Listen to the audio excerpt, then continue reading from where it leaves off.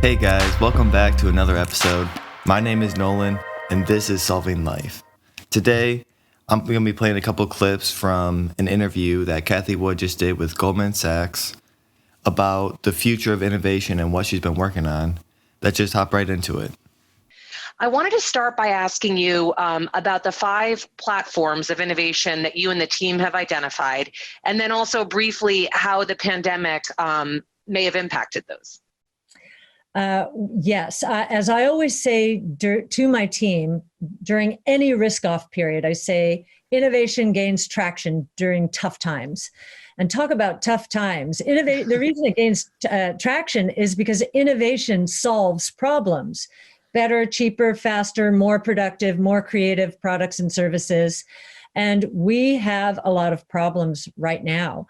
We've moved into the digital workplace, talk about innovation. And that's not just front office, but it's back office. We weren't prepared in many ways. And so what we're hearing from our companies is that they are seeing clients 3 years ahead of when they expected to see them or to focus on them. So we believe that the 5 innovation platforms around which we've based all of our research, so DNA sequencing, robotics, energy storage, artificial intelligence, blockchain technology, they have all gained so much more traction during and because of the coronavirus than we could ever have imagined. Now, we believe they're on exponential growth trajectories already. It's just, it's happening, it's being compressed much more than we expected. All right, let me jump in real quick. What Cathie Wood is talking about is just how innovation really sees a lot of growth during these kind of times. With Tesla, we have seen it with the market cap like crazy. We're getting some of these numbers that we thought were going to be 2, 3, 5 years out, but they're happening today. And that's just because when times are tough, you see greater value in disruptive innovation because they are cheaper, faster, stronger. They're everything that the old innovations were back when they first came about. This is something that really gets overlooked upon because people think, oh, we can't advance during these times because it takes money to advance, when the reality is it's actually cheaper to use these new technologies. Cathie, you've made the point previously that market cap weighted investing, the pendulum has really swung too far. What kind of opportunities does that create for you and the team? And what recommendations would you give to clients thinking about how to invest in public equity markets? What's been fun about our strategy is that most people, most investors think that what we're doing is very niche, very niche. Actually, we think this is the way the world's going to work. And the movement towards passive or even benchmark sensitive is really a backwards looking strategy. The stocks in the portfolios of traditional benchmarks, especially the biggest cap stocks, they are there because of what has happened historically, because of past successes.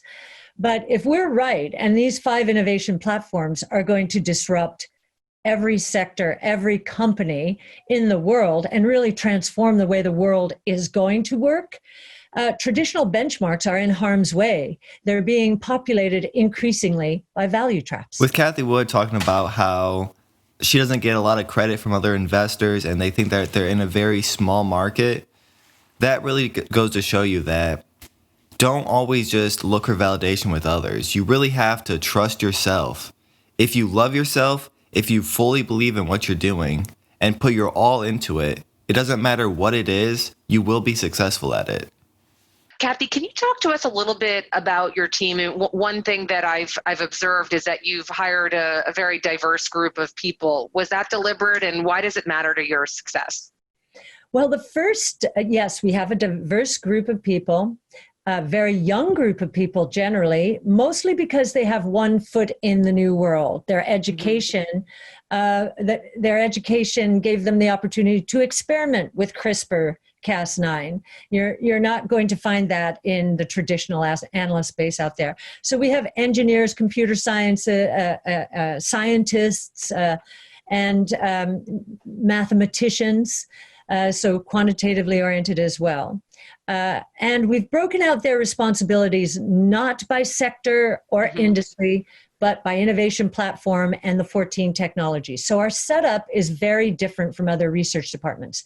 The diversity of the team, I do consider that part of our secret sauce.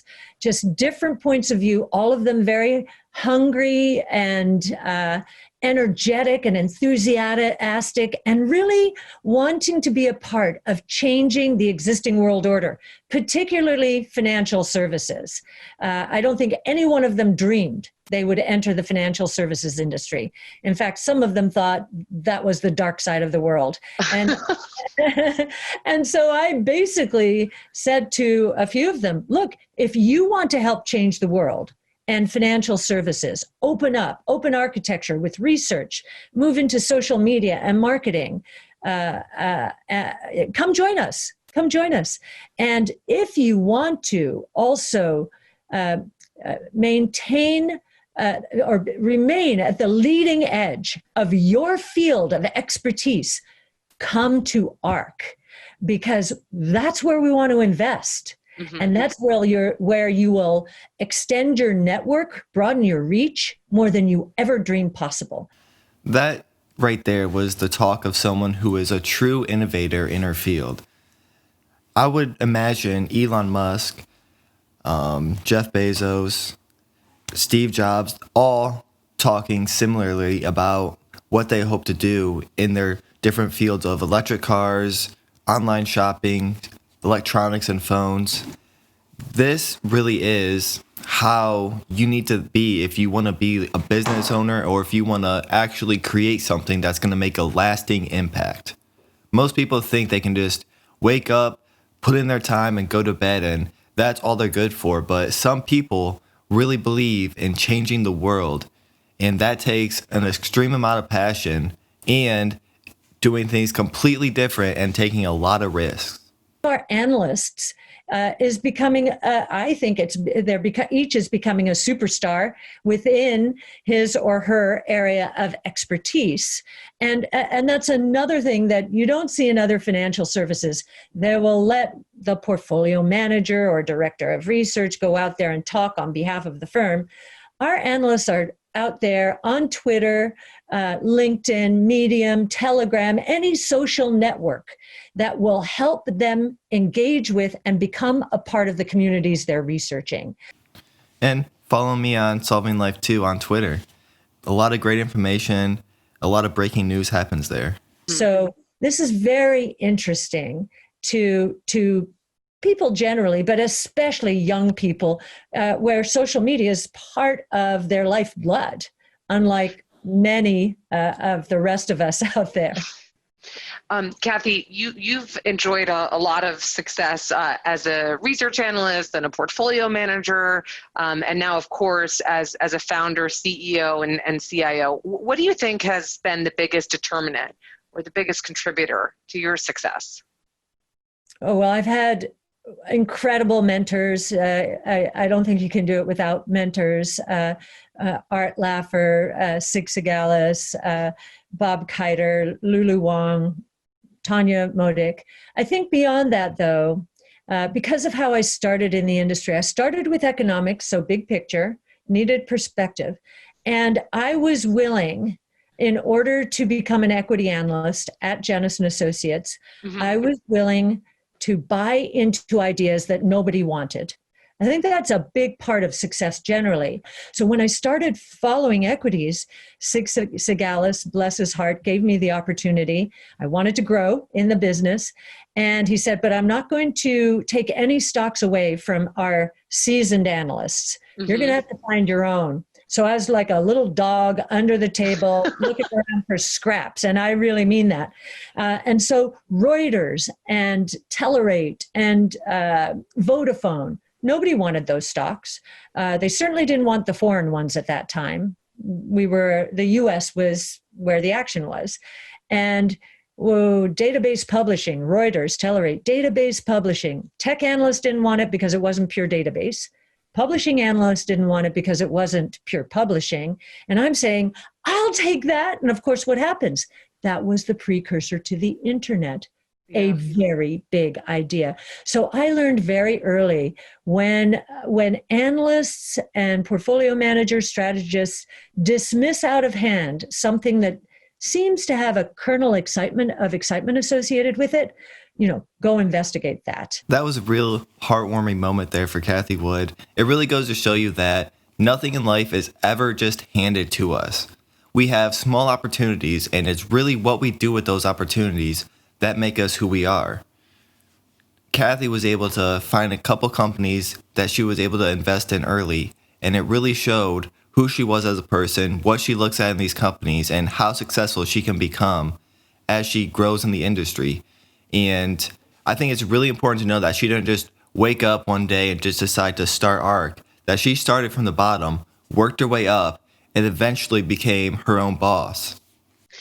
Cathie, you have a very unique perspective yourself in terms of where this industry is going and positioning yourself for success on that. What advice would you give to young people starting off in investing? Well, I would say, and consider the source here, but first I would say, try and stay away from anything that is benchmark sensitive. I don't think that's where the real opportunity is. I think that world is being populated by value traps, and I think the returns are going to be disappointing. Mm-hmm. The second thing I would say is try and associate yourself directly with some performance metrics. Mm-hmm. So you can be measured, your performance can be measured, and no one can take it away from you. I think that's very important, if at all possible. And we are moving into a world that is evolving towards exactly that. Okay, let me figure out the return on investment here. We think about that with technologies, but I think that's going to be true when it comes to human capital. So and just be willing to be adventurous. And when others are running away and it's conventional wisdom that something is not going to take off, take a closer look at it. Yeah. And see if you can find any merit. I'm not saying there will always be, but if there is merit, as others are dismissing the possibilities, that's where you're going to find great success. So basically, scared money don't make money. That is the bottom line of Cathie Wood's advice, and I couldn't agree more. Especially on a younger investor who is just starting out, you have time. You can take some losses and still be able to become successful and recoup those. Risk is a huge factor in trying to be more than just following a mutual fund or getting your average returns. But it's taking smart risk that really separates those who are successful and those who are not. You take risks, but you have to do your due diligence. You have to research the company. You have to maybe watch it for a little bit, see how it does, see how the market reacts to some news that either it missed a deadline or it exceeded expectations. Kind of like you have to really weigh out your options. You can't just blindly go into something. You really have to try to minimize that risk for yourself. But overall, Cathie Wood is someone I definitely have a lot of respect for. She is someone that I follow very closely. I really like her opinions on different stocks, the way she looks at the world. I do believe that the world is going to look completely different in the next 5, 10, 20 years. And by the time that I retire, the great stocks that, everyone wants to have and what the world is based off of isn't going to be the stocks that there are today. It's going to be completely different companies with completely different outlooks, with completely different business models. And Ark is someone that I do invest with a little bit. I don't do too much of the ETFs or the actively managed funds or anything like that, but Ark is something that I do believe is very, very useful because I personally don't get into a lot of those pharmaceutical companies. That's just a lot of stuff that's just out of my league. But I do trust Ark's opinion on it because they have many different researchers in different fields looking at all these companies. And I really do think that that's something that not a lot of companies do. They have one guy that is in the medical sector that looks at all these companies and just picks out a couple of them because they are more history based than a lot of these new upcoming companies that have technology that isn't quite proven just yet.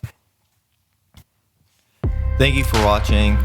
Let me know in the comments below if you do follow Cathie Wood and what Ark does. Are you invested in any of their ETFs?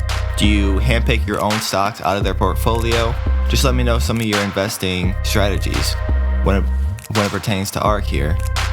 My name is Nolan, and this is Solving Life.